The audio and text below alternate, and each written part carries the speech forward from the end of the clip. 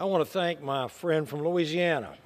I appreciate you, Mr. Johnson, for having this special order. Well, Mr. Speaker, according to a recent New York Times poll, more than 77% of Americans think that the country is on the absolutely wrong track.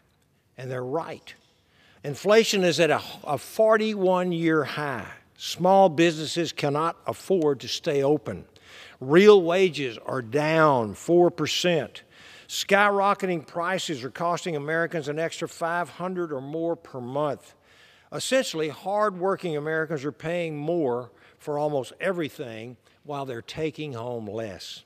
Why? Well, the answer is simple. Joe Biden and the Democrat Party have put politics over your prosperity. Think about that.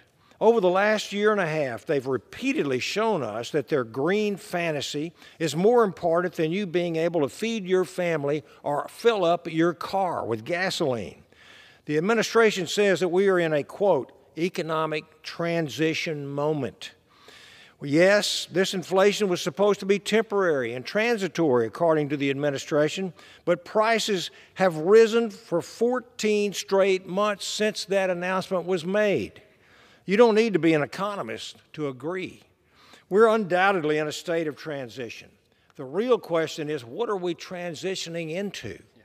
My colleagues across the aisle avoid this question at all costs because the facts just don't back up their fictitious answers. But let me tell you the truth.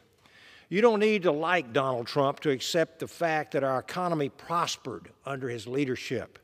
You don't need to be a Republican to accept the fact that our nation flourished under free market, small government policies that allowed Americans to thrive without big brother interference.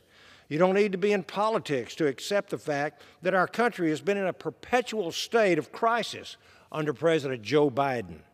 Our economy is plummeting. Our southern border is non-existent. Our military is shrinking. And our standing on the world stage is in rapid decline.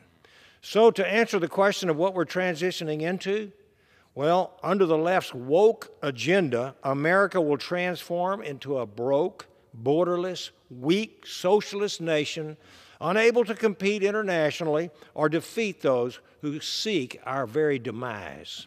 It's a very frightening future, and one that we as the GOP cannot let come to fruition. And with that, I yield back, Mr. Speaker.